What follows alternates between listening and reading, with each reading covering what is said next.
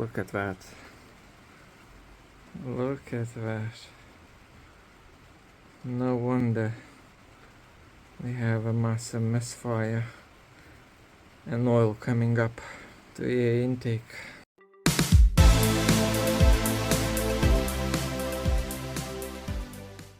Once you take the oil sampan out, there is an oil pump with 3 screws, 1, 2, 3 here. Take that out because otherwise it's in the way to get your piston out for cylinder 1. 2 bolts over here, and you should be able to push it out if you have your engine head out. So once you took your 2 bolts out, take and push your piston up. Fairly easy to push it out. So once you pushed it from the bottom, it just comes out like that. So just finished taking out all of the 4 pistons, and I'll show you how it looks like. So in between the rings, this one is already cracked over here, but the piece is still inside.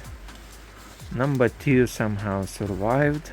The only one still working. Number 3 is the worst one. You can see a massive piece in between the rings is gone. That's why I have misfire in a cylinder 3. Number 4, the little piece I can show you closer, you can see it's coming out already. It's still in there, but it's done as well. So 3 out of 4 pistons are gone. We are changing pistons from old to new. So to get it out, you need to take the little ring from there out. Get it out. Push it with a screwdriver. So old one out. Get a little bit of oil. New one. Make sure you put it in the same way. That.